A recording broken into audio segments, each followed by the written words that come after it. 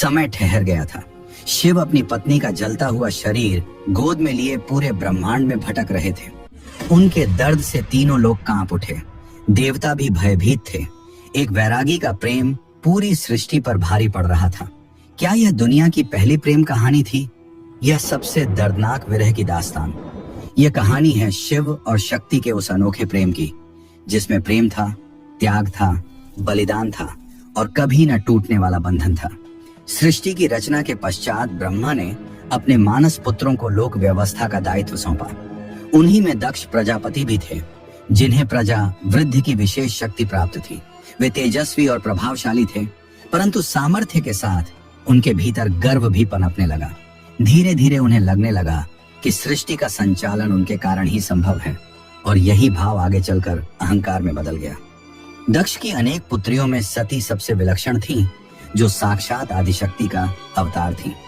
बचपन से ही उनका मन राजसी वैभव में नहीं, बल्कि कैलाश की शीत निस्तब्धता में लीन उस योगी में रम गया था, जो भस्म से विभूषित, जटाओं में गंगा धारण किए, गले में सर्प लपेटे समाधि में स्थित रहता था। वही थे भगवान शिव।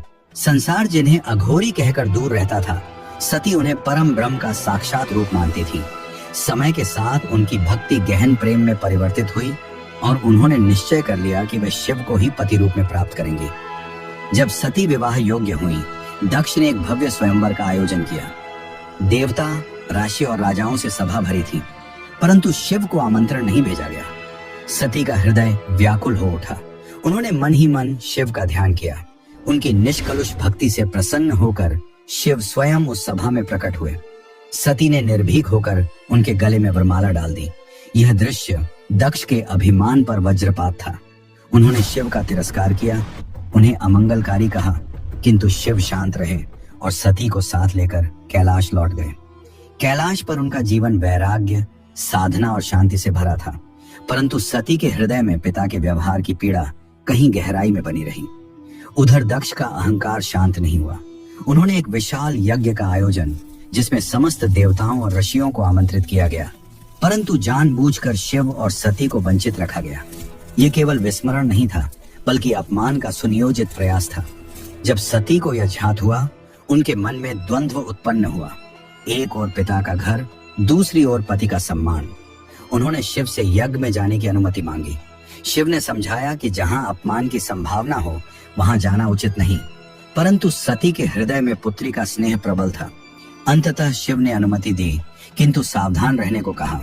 यज्ञ स्थल पर सती ने देखा कि वहां शिव के लिए न आसन था, न अर्घ्य, न सम्मान। दक्ष ने सबके सामने शिव के लिए कटु वचन कहे। यह अपमान सती के लिए असहनीय था। उन्होंने सभा के मध्य दृढ़ स्वर में कहा, जिस देह ने ऐसे पिता के घर जन्म लिया हो, जिसने मेरे आराध्य पति का तिरस्कार किया हो, वह देह मेरे लिए अपवित्र नहीं। योगाग्नि प्रज्वलित हुई और सती ने उसी यज्ञ अग्नि में अपने प्राण त्याग दिए। यह समाचार पाकर शिव का धैर्य टूट गया। उनका शोक प्रचंड क्रोध में परिवर्तित हुआ। उन्होंने अपनी जटाओं से एक अग्निमय शक्ति प्रकट की, जो वीरभद्र के रूप में अवतरित हुई, और उनके साथ भद्रकाली भी प्रकट हुई। शिव के आदेश से वे यज्ञ स्थल पर पहुंचे और वहां अभिमान तथा वैभव का विनाश कर दिया। दक्ष का सिर धड़ से अलग कर दिया गया। यज्ञ विध्वस्त हो गया। देवताओं की प्रार्थना पर शिव का क्रोध शांत हुआ। उन्होंने दक्ष को पुनर्जीवन दिया, परंतु उसके कटे हुए सिर के स्थान पर बकरे का सिर स्थापित किया, जिससे उसका अहंकार सदा स्मरण रहे। शिव का शोक फिर भी शांत न हुआ। वे सती के दग्ध शरीर को उठाए दिशाओं में भटकते रहे। सृष्टि का संतुलन डगमगाने लगा। तब भगवान विष्णु ने सुदर्शन चक्र से सती के शरीर के अंगों को पृथ्वी पर विभिन्न स्थानों पर गिराया। वे स्थान आगे चलकर शक्तिपीठ कहलाए। इसके पश्चात शिव संसार से विरक्त होकर गहन तप में लीन हो गए। कालचक्र ने पुनः करवट ली और सती ने हिमावत तथा मैना देवी के घर पार्वती के रूप में जन्म लिया। बाल्यकाल से ही उनके हृदय में शिव के प्रति वही अनजाना अनुराग जागृत था। समय के साथ यह प्रेम गहराता गया, परंतु शिव को प्राप्त करना सरल नहीं था। इसी समय तारकासुर नामक असुर ने तीनों लोकों में आतंक फैला रखा था। उसे वरदान प्राप्त था कि उसका वध केवल शिव पुत्र ही कर सकता है। देवता चिंतित थे, क्योंकि शिव विरक्त होकर तप में लीन थे। देवताओं ने कामदेव को शिव की समाधि भंग करने के लिए भेजा। वसंत ऋतु की सुगंध पुष्पों की वर्षा और मधुर पवन ने वातावरण को काममय बना दिया। कामदेव ने पुष्प बाण चलाया। उसी क्षण शिव का तृतीय नेत्र खुला और उसकी ज्वाला में कामदेव भस्म हो गया। देवता भयभीत हो उठे कि अब शिव कभी गृहस्थ जीवन स्वीकार नहीं करेंगे। पार्वती को झांत हुआ कि शिव को प्राप्त करने का मार्ग केवल तप है। उन्होंने राजसी सुखों का त्याग कर कठोर तपस्या का मार्ग अपनाया। वर्षों तक वे केवल पत्तों पर जीवित रहीं, फिर पत्तों का भी त्याग कर दिया, जिससे वे अपर्णा कहलाईं। उनकी तपस्या की तीव्रता से देवता भी प्रभावित हुए।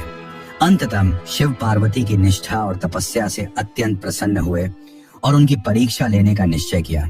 वे एक वृद्ध ब्राह्मण का रूप धारण कर पार्वती के समक्ष प्रकट हुए और शिव की निंदा करने लगे।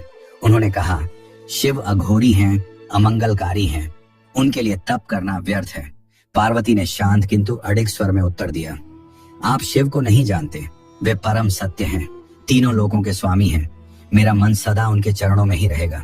उनकी अटूट भक्ति देखकर शिव प्रसन्न हुए और अपने वास्तविक दिव्य स्वरूप में प्रकट होकर उन्हें पत्नी रूप में स्वीकार किया। इसके पश्चात शिव और पार्वती के दिव्य विवाह की तैयारी हुई। देवता, आर्षि और गंधर्व सभी उस अद्भुत विवाह के साक्षी बने। भूत प्रेत और गणों से सुसज्जित शिव की अनोखी बारात हिमालय पहुंची। विधि विधान से विवाह संपन्न हुआ और समस्त सृष्टि में आनंद की लहर दौड़ गई। यही पुनर्मिलन शिव और शक्ति के अनंत बंधन का प्रतीक बना और इसी दिव्य रात्रि को महाशिवरात्रि के रूप में स्मरण किया गया। जब विरह का अंत हुआ, तपस्या सफल हुई और चेतना तथा शक्ति पुनः एक हो गए। अगर ये वीडियो आपको पसंद आए तो वीडियो को लाइक और चैनल को सब्सक्राइब करें